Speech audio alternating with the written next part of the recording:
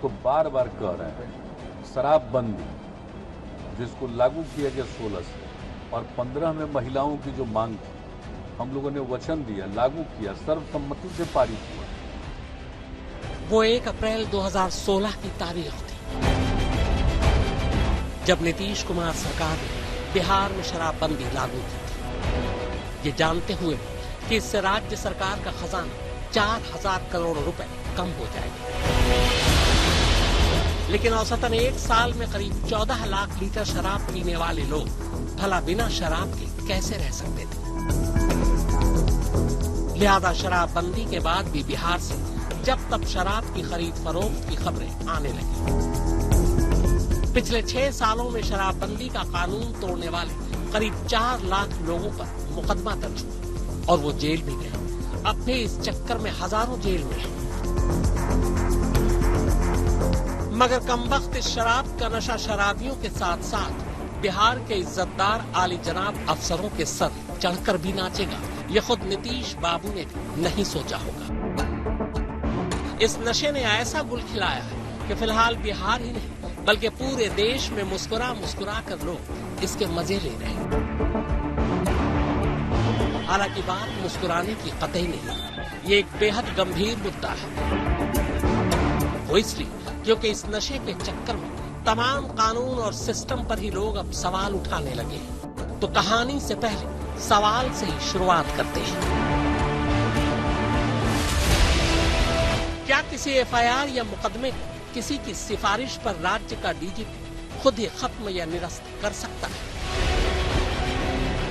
क्या किसी भ्रष्टाचार के दोषी को बिना जांच के कोई डीजीपी खुद ही क्लीन चिट दे सकता है?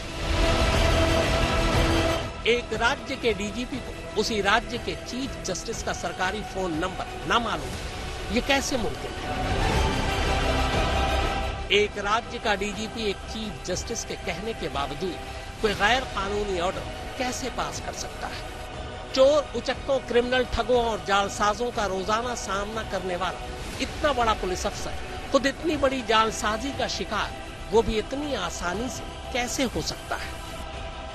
तो इन सुलगते सवालों के बाद आइए अब सिलसिलेवार उस कहानी से रूबरू होते हैं जो शायद हाल के वक्त में देश के पुलिस महकमे से आई अब तक की सबसे बड़ी खबर है।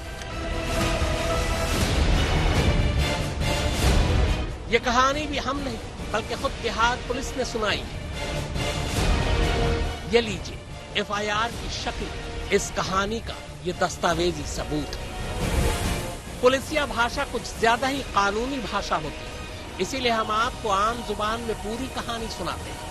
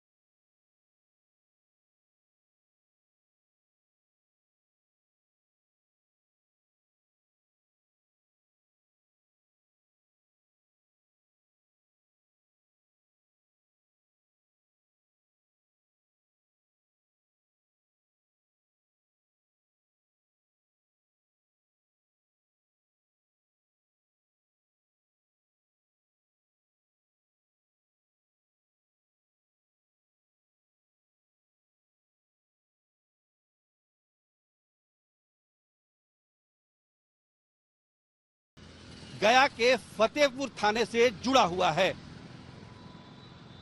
जहां तत्कालीन एसएचओ संजय कुमार पर शराब मामले में लापरवाही बरतने का आरोप है। गया के तत्कालीन आईजी एसएचओ पर कार्रवाई चाहते थे, जबकि गया के तत्कालीन एसएसपी आदित्य कुमार एसएचओ को बचाना चाहते थे। और इसी प्रकरण में आदित्य कुमार पर और एसएचओ संजय कुमार पर एफआईआर भी दर्ज होता है। पुलिस मुख्यालय में खाली बैठे बैठे आदित्य कुमार बोर हो गए।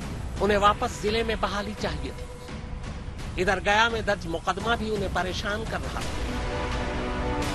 गिरफ्तारी के खतरे को भांपते हुए अग्रिम जमानत की अर्जी की, मगर अदालत ने अर्जी खारिज कर दी।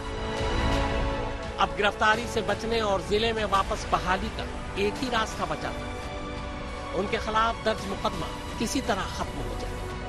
और यहीं से एक पुलिस अफसर ने एक क्रिमिनल की तरह सोचना शुरू कर दिया। साजिश पटना के एक रेस्तरां और आदित्य कुमार के घर में रची गई। तय यह हुआ कि आदित्य कुमार का एक जालसाज दोस्त अभिषेक अग्रवाल पटना हाई कोर्ट का फर्जी चीफ जस्टिस बनेगा और बिहार के डीजीपी को फोन कर मुकदमा खत्म कराएगा। वैसे पटना के असली चीफ जस्टिस का नाम संजय करोल है। इसी के बाद पिछले महीने सितंबर के शुरू में नया सिम और मोबाइल खरीदा गया। अब साजिश के तहत अभिषेक अग्रवाल ने सबसे पहले तो इस नए सिम के नंबर पर डीपी में चीफ जस्टिस की ही तस्वीर लगाई। इसके बाद डीजीपी के सरकारी मोबाइल नंबर पर फोन घुमाना शुरू कर दिया। खुद को चीफ जस्टिस बताते हुए उसने डीजीपी से एसएसपी आदित्य कुमार के खिलाफ गया में दर्ज शराब से जुड़ा वही मुकदमा खत्म करने और आदित्य कुमार को केस में क्लीन चिट देने को कहा। सितंबर के महीने में अभिषेक ने कई बार डीजीपी को फोन मिलाया, कभी व्हाट्सएप कॉल तो कभी नॉर्मल नंबर पर। एक दो बार तो फोन पर उसने डीजीपी साहब को अपनी नाराजगी भी दिखाई, जिसके बाद खुद डीजीपी साहब ने पलटकर उसे फोन किया, यानी फर्जी चीफ जस्टिस को फोन किया। खैर, आदित्य कुमार का यह आइडिया रंग लाया।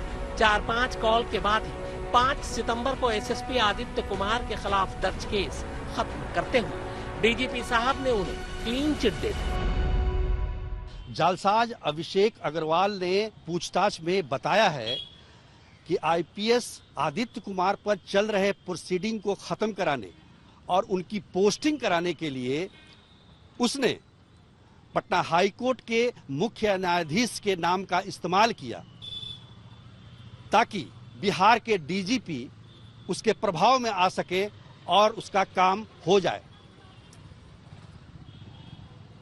अभिषेक अग्रवाल ने पूछताछ में यह भी बताया कि डीजीपी साहब उसे सर कहकर संबोधित किया करते थे और कई बार उसके नाराज हो जाने पर उसको फोन करने के लिए समय मांगा करते थे व्हाट्सएप करके। आदित्य कुमार आईपीएस के खिलाफ जो क्रिमिनल केस चल रहा था उसको उन्होंने रफा दफा यदि कर दिया है तो ये बहुत गैर कानूनी है। और डीजीपी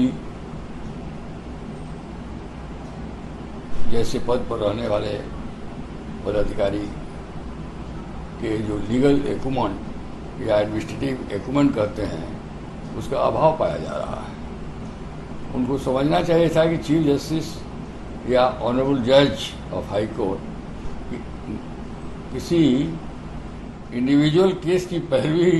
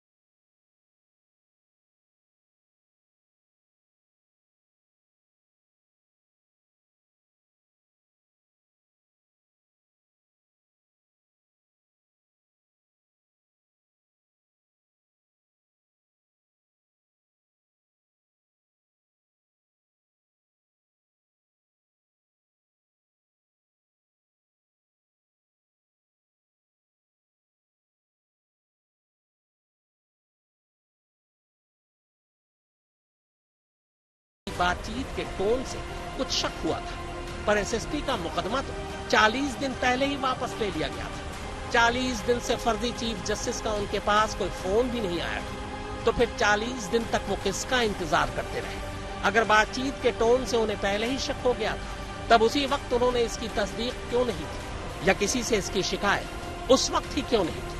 क्या 15 अक्टूबर को शिकायत दर्ज करने से पहले उन्होंने सरकार के आला अफसरों या मुख्यमंत्री से इस बारे में कोई बात की? क्या सरकार को 15 अक्टूबर से पहले खुद के ठगे जाने की जानकारी दी? अब इसी 40 दिन की सच्चाई को लेकर डीजीपी साहब को लेकर सुप्रीम कोर्ट में एक याचिका भी दाखिल कर दी गई। आर्थिक अपराध इकाई यानी कि EOU ने जालसाज अभिषेक अग्रवाल को रिमांड पर भी लिया है और उससे पूछताछ जारी है।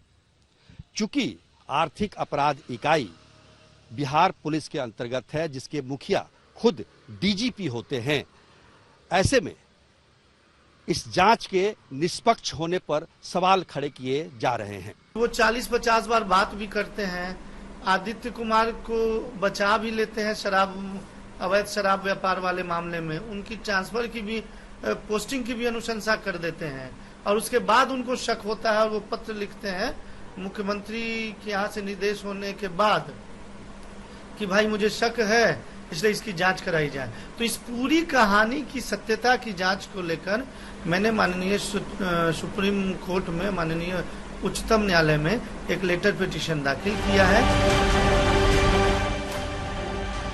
सुजीत कुमार झा, पटना, आज।